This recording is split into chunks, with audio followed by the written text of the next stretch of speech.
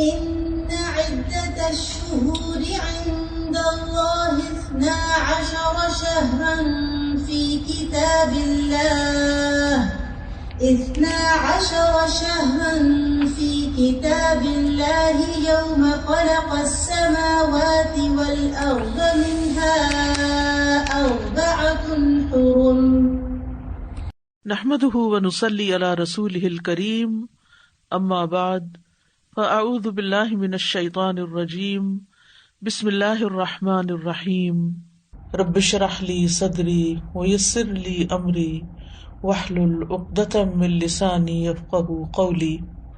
محرم اللہ کا مہینہ ہے، ہجری سال کا پہلا مہینہ، اور یہ حرمت والے مہینوں میں سے سب سے آخری مہینہ ہے، یعنی 3 جو پے در پے مہینے ہیں ان میں سے آخری مہینہ ہے، اور وہ پے در پے مہینے ذوالقعدہ، ذوالحجہ اور محرم ہیں، اور رجب الگ سے ہے۔ مہینوں کی گنتی کے بارے میں سورۃ التوبہ میں اللہ سبحانہ وتعالیٰ ارشاد فرماتے ہیں، بے شک مہینوں کی گنتی اللہ کے نزدیک اللہ کی کتاب میں 12 مہینے ہیں، جس دن اس نے آسمان اور زمین کو پیدا کیا، یعنی اس دن سے اللہ نے 12 مہینے بنائے۔ ان میں سے 4 حرمت والے ہیں، اور ان مہینوں میں خاص طور پر اپنی جانوں پر ظلم نہ کرو، اس کا حکم دیا گیا۔ صحیح بخاری میں بھی آتا ہے، ابو بکرہ کی روایت ہے کہ نبی صلی اللہ علیہ وسلم نے فرمایا، زمانہ گھومتا ہوا اپنی اصلی حالت پر آ گیا ہے جس دن اللہ نے آسمانوں اور زمینوں کو پیدا کیا تھا، کیونکہ عربوں نے مہینوں کی گنتی میں بہت کچھ تبدیلیاں کر دی تھی، کبھی کسی سال میں مہینہ بڑھا دیا، کبھی گھٹا دیا، تو وقت اپنی اصل پہ نہیں رہا تھا۔ لیکن جس سال نبی صلی اللہ علیہ وسلم نے حج کیا، اس موقع پر یہ فرمایا کہ یہ حج اپنے اصلی صحیح وقت پر اور صحیح تاریخ کے مطابق ہوا ہے۔ فرمایا، زمانہ گھومتا ہوا اپنی اصلی حالت پر آ گیا ہے جس دن اللہ نے آسمانوں اور زمینوں کو پیدا کیا تھا۔ سال 12 مہینوں کا ہے، جن میں 4 مہینے حرمت والے ہیں، 3 تو مسلسل ہیں، یعنی ذوالقعدہ، ذوالحجہ اور محرم، اور ایک رجب مضر جو جمادہ اور شعبان کے درمیان میں ہے۔ تو یہ 4 مہینے جو ہیں یہ حرمت والے ہیں، اور ان کی حرمت میں سب سے اہم چیز یہ ہے کہ انسان حرام کاموں سے بچے۔ ویسے تو انسان کو پوری زندگی ہی غلط کاموں سے بچنا چاہیے، لیکن اللہ سبحانہ وتعالیٰ نے ہماری یاد دہانی کے لیے، ہمیں شوق دلانے کے لیے بعض مہینوں کو بعض پر فضیلت بخشی ہے، اور پھر ان میں خاص کام کرنے کو کہا ہے، جیسے رمضان میں روزے رکھنے کا حکم ہے، ذوالحجہ میں حج کرنے کا حکم ہے۔ عربوں کے ہاں رجب میں زیادہ تر عمرہ کیا کرتے تھے، لیکن کوئی خاص اس کی ایسی فضیلت تو نہیں ہے۔ اسی طرح یہ جو 4 حرمت والے مہینے ہیں، ان کا جو خاص حکم ہے وہ یہ کہ ان میں اپنی جانوں پر ظلم نہ کرو۔ اپنی جان پہ ظلم کرنا 2 طرح سے ہوتا ہے، ایک تو یہ کہ انسان گناہ کے کام کرے۔ جن مہینوں میں نیک کام کرنے کا ثواب بڑھ جاتا ہے، ان مہینوں میں گناہ کرنے کی سزا بھی زیادہ ہوتی ہے اور اس کی ممانعت بھی زیادہ ہوتی ہے۔ تو بطور خاص، کیونکہ اگر سال کے یہ 4 مہینے انسان اچھی طرح پریکٹس کرے تو پھر باقی مہینوں میں بھی اللہ کی حرمتوں کو پامال نہیں کرے گا۔ اور دوسرا یہ کہ انسان کسی دوسرے پر بھی ظلم نہ کرے، کیونکہ جب انسان دوسرے پر ظلم کرتا ہے تو وہ دراصل اپنے اوپر کرتا ہے، جیسا کہ انسان دوسرے کے ساتھ احسان کرتا ہے تو وہ دراصل اپنے اوپر کرتا ہے۔ قرآن مجید میں آتا ہے، ان احسنتم احسنتم لانفسکم، اگر تم نے نیکی کی، احسان کیا تو اپنی جان پر کیا۔ یعنی بظاہر ایسا لگتا ہے کہ جیسے انسان دوسرے کو فیور دے رہا ہے، لیکن حقیقت میں وہ اس کے اپنے لیے ہی بہتر ہوتا ہے۔ محرم کو اللہ کا مہینہ قرار دیا گیا ہے، یہ اس مہینے کے فضائل میں سے ہے۔ نبی صلی اللہ علیہ وسلم نے اس کے بارے میں فرمایا، افضل الصیام بعد رمضان شہر اللہ المحرم۔ یہ صحیح مسلم کی روایت ہے۔ ابو ہریرہ رضی اللہ عنہ کہتے ہیں کہ رسول اللہ صلی اللہ علیہ وسلم نے فرمایا، رمضان کے بعد سب سے افضل روزے اللہ کے مہینے محرم کے ہیں، یعنی اس مہینے میں خاص طور پر روزے رکھنے کا اہتمام کرنا چاہیے، یعنی یہ اس کی خاص عبادت ہے۔ اس مہینے کو شہر اللہ المحرم کہہ کر شرف دیا گیا ہے، یعنی اللہ تعالیٰ نے اس کو اپنی طرف منسوب کیا کہ یہ اللہ کا مہینہ ہے. اس سے اس مہینے کے شرف اور فضیلت پر دلیل ملتی ہے. اللہ سبحانہ تعالیٰ اپنی خاص خاص مخلوقات کو اپنی طرف منسوب کرتا ہے. جیسے اللہ سبحانہ تعالیٰ نے محمد صلی اللہ علیہ وسلم کو، ابراہیم علیہ السلام کو، اسحاق علیہ السلام کو، یعقوب علیہ السلام کو اور دیگر انبیاء کو اپنی عبودیت کی طرف منسوب کیا ہے کہ یہ اللہ کے بندے ہیں، ان کو اپنا بندہ قرار دیا ہے. اسی طرح خانہ کعبہ کو اللہ تعالیٰ نے بیت اللہ کہا ہے، اللہ کا گھر. اسی طرح قوم سمود کی اونٹنی کو اللہ تعالیٰ نے ناقۃ اللہ کہا، اللہ کی اونٹنی. تو جس چیز کو اللہ تعالیٰ اپنی طرف منسوب کرے وہ اس کی خاص عزت اور تشریف کی وجہ سے ہوتا ہے، یعنی اس کی خاص امپورٹنس کی وجہ سے ہوتا ہے. اگرچہ حرمت والے مہینے 4 ہیں، لیکن ان چاروں میں سے پھر افضل جو ہے وہ محرم ہے. حسن بصری رحمت اللہ علیہ کہتے ہیں کہ حرمت کے مہینوں میں سے بھی سب سے افضل مہینہ محرم کا ہے. اگر دیکھا جائے تو سال کا آغاز اور اختتام دونوں ہی حرمت والے مہینوں سے ہوتے ہیں. حسن بصری کہتے ہیں کہ اللہ نے سال کو حرمت والے مہینے سے شروع کیا، یعنی محرم سے شروع کیا، اور سال کا اختتام بھی حرمت والے مہینے کے ساتھ کیا، یعنی ذوالحجہ کے ساتھ. اور پھر اللہ کے نزدیک ہجری سال میں رمضان کے بعد محرم سے زیادہ اور کوئی مہینہ عظمت والا نہیں. تو اس سے آپ اندازہ لگا سکتے ہیں کہ اس مہینے کی کتنی فضیلت ہے. اور محرم میں سے بھی پہلے 10 دن زیادہ فضیلت کے ہیں. سلف صالحین 3 اشروں کی تعظیم کیا کرتے تھے.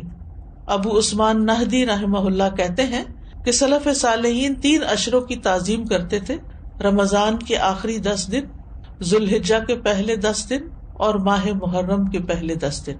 یعنی یہ 3 جیسے دھاکے جن کو کہتے ہیں، یعنی 10 دن پر مشتمل دن، یہ باقی دنوں کی نسبت زیادہ اہمیت کے حامل ہیں.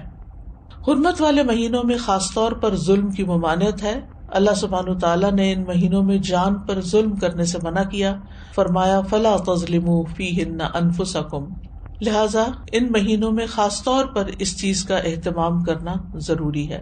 یعنی حرمت والے مہینوں میں ظلم کی سنگینی کا ذکر ہے، یعنی اس میں ظلم کرنا، کسی بھی انسان پر، کسی جاندار پر، کسی بھی چیز پر کسی کا بھی حق نہ دینا، یہ زیادہ بڑا گناہ ہے. یعنی دوسرے مہینوں کی نسبت اگرچہ سارا سال ہی منع ہے، ہر حال میں ظلم سنگین ہوتا ہے، لیکن ان مہینوں میں بطور خاص منع کیا گیا ہے. پھر ایک اور بات یہ ہے کہ محرم کے مہینے میں خاص عبادت جو ہے وہ روزے رکھنے کی ہے. تو اس مہینے میں اللہ کی توفیق سے اگر ممکن ہو تو کثرت سے روزے رکھنا مستحب ہے. روزوں کے اعتبار سے رمضان کے بعد سب سے افضل مہینہ ہے.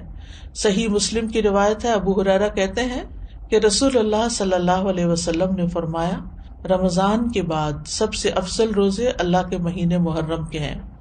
ابن رجب کہتے ہیں کہ یہ حدیث اس معنی میں واضح اور صریح ہے کہ رمضان کے بعد نفلی روزوں میں افضل ترین روزے اللہ کے مہینے محرم کے روزے ہیں، اور یہ سب نفلی روزے ہیں.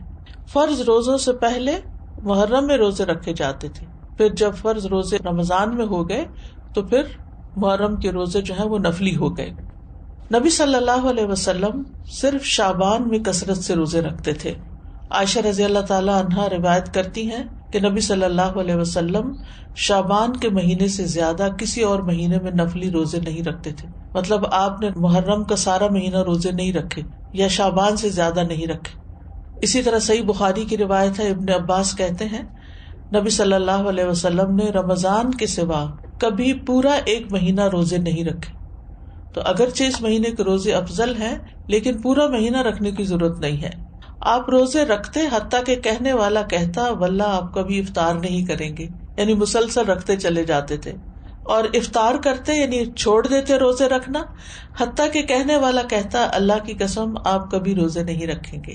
تو اس میں آپ کا جو پیٹرن تھا تسلسل کے ساتھ روزے رکھنے کا وہ ہمیشہ کے لیے نہیں ہوتا تھا.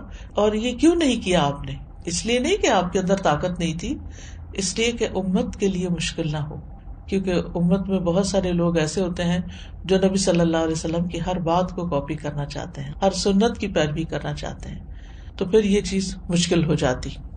اب سوال یہ پیدا ہوتا ہے کہ نبی صلی اللہ علیہ وسلم محرم کی بجائے شعبان میں کثرت سے روزے کیوں رکھتے تھے؟ علماء کو اس مسئلے میں اشکال ہوا ہے کہ اگر محرم زیادہ افضل ہے تو آپ شعبان میں کیوں زیادہ روزے رکھتے؟ کہ آپ نے صراحت کے ساتھ یہ فرمایا کہ ماہ محرم کے روزے جو ہیں وہ افضل ہیں، تو اس میں بعض علماء یہ کہتے ہیں کہ شاید آپ کو محرم کی فضیلت کا علم زندگی کے آخری ایام میں ہوا، یعنی شروع سے نہیں یہ بات بتائی گئی، اور یہ بھی ہو سکتا ہے کہ اس مہینے میں آپ کو کئی عذر پیش آ جاتے تھے جس کی وجہ سے آپ یہ روزے نہیں رکھ سکتے تھے، جیسے سفر ہے یا بیماری کا لاحق ہونا ہے، لیکن چونکہ آپ نے فرما دیا ہے کہ یہ افضل ہے تو بہرحال یہ افضل ہے، یعنی اس مہینے میں روزے رکھنا۔ اور اس مہینے میں سے بھی خاص طور پر 10ویں تاریخ کا روزہ رکھنا۔ جمہور علماء کے نزدیک عاشورہ محرم کا 10واں دن ہے، اور اس دن روزہ رکھنا جو ہے وہ مستحب ہے، اور عاشورہ ایک اسلامی نام ہے، جاہلیت میں یہ نام معلوم نہیں تھا، کوئی اسے جانتا نہ تھا، یعنی اس وقت 10 محرم کو عاشورہ نہیں کہتے تھے۔ تو عاشورہ کا روزہ جو ہے یہ مستحب ہے اور اس کی بہت فضیلت ہے۔ صحیح مسلم میں آتا ہے رسول اللہ صلی اللہ علیہ وسلم نے فرمایا، اور یوم عاشورہ کا روزہ میں امید رکھتا ہوں کہ پچھلے سال کے گناہوں کا کفارہ بن جائے گا، پچھلے سال کے گناہوں کا کفارہ بن جائے گا۔ ان یکفر السنۃ التی قبلہ، اب یہ گناہوں میں سے کیا مراد ہے؟ اس کے بارے میں آتا ہے کہ عاشورہ کا روزہ تمام صغیرہ گناہوں کا کفارہ بنتا ہے اور کبیرہ گناہوں میں کمی کا باعث بنتا ہے، یعنی اس میں تخفیف ہوتی، کبیرہ گناہوں کا کفارہ نہیں بنتا۔ مثلا اگر کسی نے کسی کو قتل کر دیا، اللہ نہ کرے، یا اسی طرح کوئی شراب پیتا ہے، یا کوئی زنا کرتا ہے، یا کوئی اور اس طرح کے بڑے بڑے گناہوں کے کام کرتا ہے، اور وہ کہے کہ میں عاشورہ کا روزہ رکھ لوں گا اور میرا سب کچھ معاف ہو جائے گا، تو ایسا نہیں ہے۔ کبیرہ گناہوں پر حدود بھی ہیں، کبیرہ گناہوں پر بعض اوقات کفارہ بھی ہے، توبہ ہے، یعنی ان کا معاملہ الگ ہے۔ لیکن چھوٹے چھوٹے گناہ جو انسان سے ہو جاتے ہیں، کوتاہیاں ہو جاتی ہیں، غفلتیں ہو جاتی ہیں، تو ان کا کفارہ جو ہے وہ 10 محرم کے روزے سے ہوتا ہے، 1 سال کا۔